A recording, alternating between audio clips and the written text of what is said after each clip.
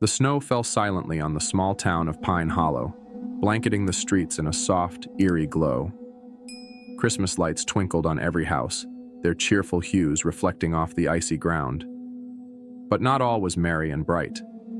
For one family, this Christmas would bring a terror they would never forget. Emma and her two children, Lily and Max, had moved to Pine Hollow earlier that year after Emma's divorce. This was their first Christmas in the new house, a quaint, two-story Victorian with creaky floors, and an unsettling chill that seemed to linger no matter how high the heat was turned up. The day before Christmas, Emma decided to bring some holiday cheer to the house. She and the kids decorated a tall pine tree in the living room, hanging ornaments and stringing lights while Christmas music played softly in the background. Max, only 6, giggled as he placed a crooked star on top of the tree.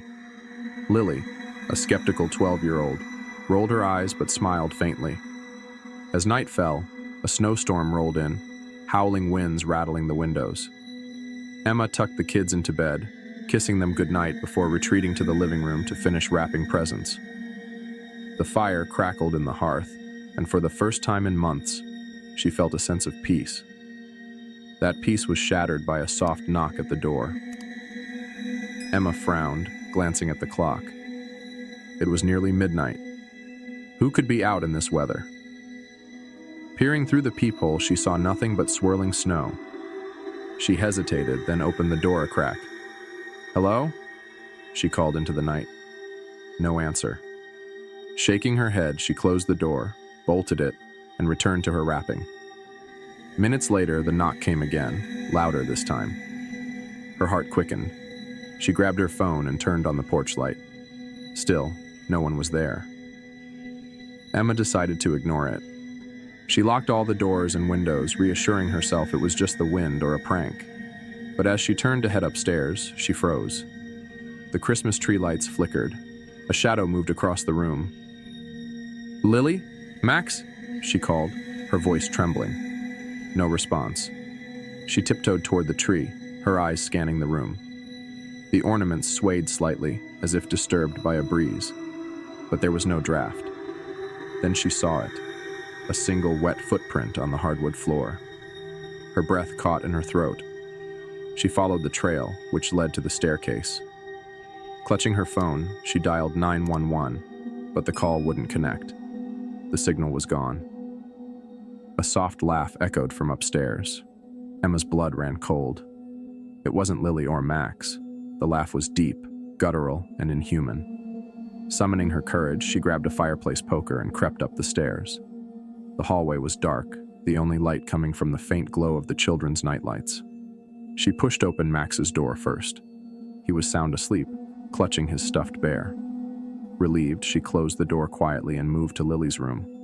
The door was ajar. She peeked inside. Lily was sitting up in bed, staring at the corner of the room. "Lily," Emma whispered. Her daughter didn't respond. Emma stepped closer, her heart pounding. "Sweetheart, what's wrong?" Lily slowly turned her head, her face pale and eyes wide with terror. She pointed to the corner. "He's watching us," she whispered. Emma turned to look, her grip tightening on the poker. The corner was empty. "There's no one there, honey," she said, trying to sound calm. Lily shook her head. "He's hiding now. He doesn't like you looking at him." Emma's stomach churned. She pulled Lily into her arms and carried her to Max's room. "Stay here," she instructed, locking the door behind them. The house was silent, but Emma felt a presence, something cold and malevolent. She crept back downstairs, determined to find the source of the disturbance. The Christmas tree lights flickered again, casting strange shadows on the walls. As she approached, she noticed something horrifying. An ornament, a small glass angel, had been smashed to pieces, and in its place hung a crude figure made of twigs and string. Emma's hands shook as she reached for it. The moment she touched it, the room plunged into darkness. The fire in the hearth went out, leaving only the faint glow of the tree lights. A low growl resonated through the room. "Who's there?"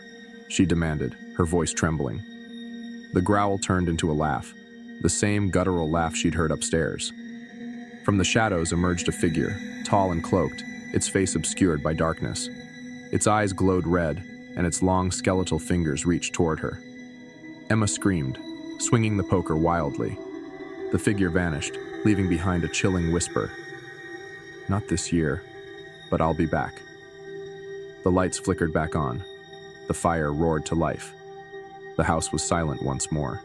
Emma ran upstairs, grabbed the kids, and fled the house, driving through the snowstorm to a nearby motel. They never returned to Pine Hollow.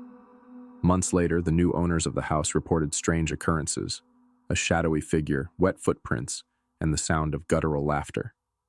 Every Christmas, the legend of the Pine Hollow visitor grows, a chilling reminder that not all holiday spirits are jolly.